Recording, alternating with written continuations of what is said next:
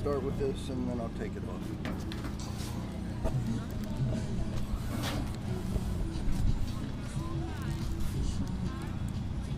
What's up, everyone? Herb Thrasher with 420radio.org.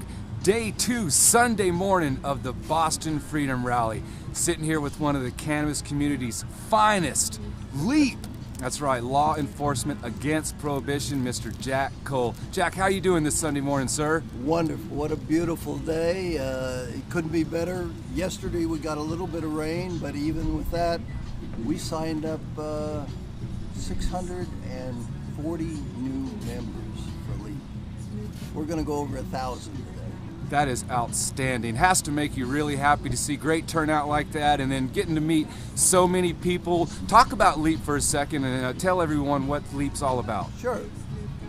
LEAP is an organization that I co-founded with 4 other police officers after I retired from 26 years in the New Jersey State Police, 14 years undercover in narcotics. When I retired, I felt really bad about my role in implementing what today I feel is not only a failed war on drugs, but it's far worse, Herb. It's a self-perpetuating, constantly expanding policy disaster. Every year it's worse than it was the year before, and we've been doing it. We've been getting worse now for 44 years, so we're pretty bad by this time. The war on drugs has cost us, of your tax dollars and my tax dollars, over $1.5 trillion during that 44 years. And we are, at the end of this year, we will pass a new plateau. By the end of this year, what we will have to show for our $1.5 trillion is more than 50 million arrests in this country alone for non-violent drug offenders. Just think of that, 50 million people. This has to stop. So anyway, when I retired, I felt bad about what I'd done, and I sat down with those guys and we created LEAP. On the way to creating it, we did a lot of study, a lot of deep thinking about what should law enforcement really be interested in doing. And when we boiled it down to the essence, we decided that law enforcement should be interested in reducing 4 things: death, disease, crime, and addiction. And as you know well, all 4 of those categories are made infinitely worse by the war on drugs. So that definitely wasn't what we want.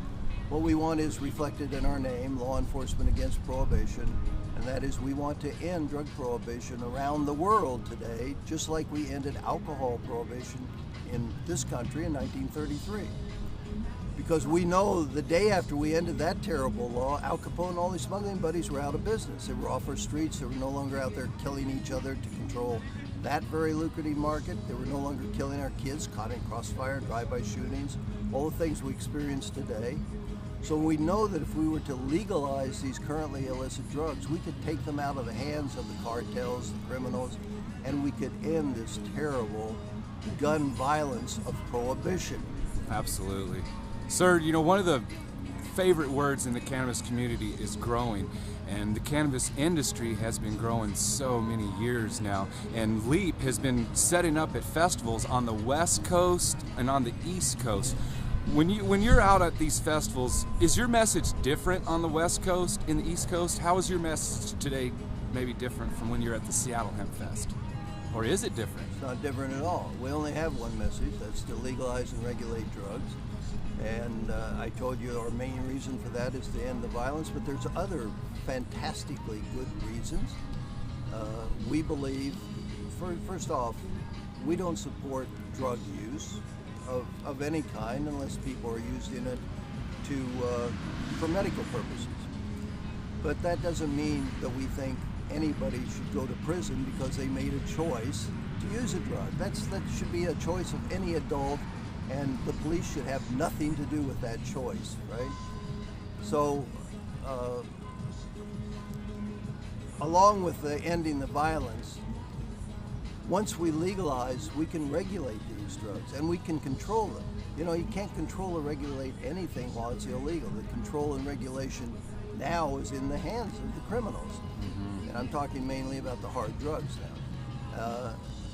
Once we legalize them and regulate them, we can end overdose deaths. Nobody has to die of an overdose of these hard drugs. I spent 14 years undercover out there on the streets living with those folks, and I can tell you, nobody dies of an overdose because they shoot more and more dope. They die because they simply don't know how much that tiny little package of powder they're buying is really the drug and how much is the cutting agent. Too much drug in there and you're dead.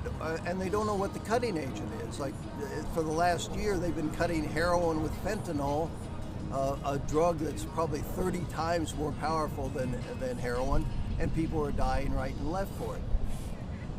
The reason they're dying is because there is no regulation on any of these drugs. It was the same thing happened under alcohol prohibition.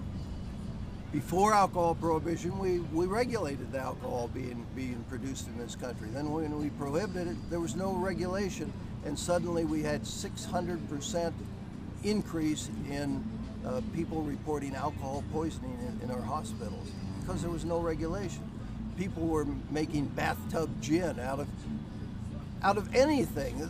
They were even using a wood alcohol instead of grain alcohol, and wood alcohol is a deadly poison.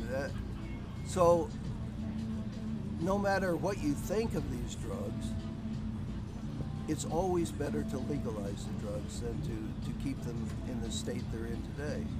Another wonderful thing that can happen when we legalize the drugs is we can stop half of all potential cases of these terrible bloodborne diseases like AIDS and hepatitis C from ever occurring. According to the Centers for Disease Control in our country, 50% of all new cases of AIDS and hepatitis that are reported can be traced directly back to intravenous drug users sharing needles. And of course, if those drugs were legal, they wouldn't have to share those needles. Think of all the lives we could save. We could prevent our children from accessing most of these drugs because our kids for the last 30 years in high school have said it's easier for them to buy illegal drugs than it is to buy beer and cigarettes. And of course the reason for that is if they go into a legal place where we regulate the sale of alcohol and tobacco, somebody says, hey, you old enough to buy this? Let me see an ID. And you know that doesn't happen down the street corner. So why don't we at least make it as hard for them to buy heroin and cocaine and methamphetamine as it is to buy beer and cigarettes. And the last thing is, if we legalize these drugs, we won't have to arrest next year 1,700,000 people in this country for non-violent drug offenses, because that's what we do every year. We arrest them and we destroy their lives. And then we sit back when they come out of prison and they don't have an education because we snatched them off the streets when they were young and experimenting with drugs and ruined their education, and they don't have any education now. They're coming out of prison, they've been labeled drug dealers, nobody will hire them. So there's only one place they can turn to make a living, and that's right back to the drug culture, the very group we say we're trying to save them from. Absolutely. So we wouldn't have to do that. We could save $70 billion at least every year, because that's what we spend to continue fighting this war on drugs. Herb Thrasher talking with Jack Cole from LEAP. So, sir, you guys, I'm noticing, your logo is the badge. You guys carried this in, and you have a nice, cool little pin. Talk about this pin for a second and tell people how they can get one. Yeah, anybody that signs up for our email list, this is for our newsletter, gets one of these free badges. And this is what they look like when you're wearing them out. They look good. And they get you in the greatest conversations because you're wearing this badge and people look at it and say, hey, are you a cop? And you say, no, I'm not a cop, but I belong to an organization of over 150,000 police, judges, prosecutors, and supporters. And guess what? They're all calling for the legalization and regulation of all drugs. If that doesn't get a conversation started, I don't know what will.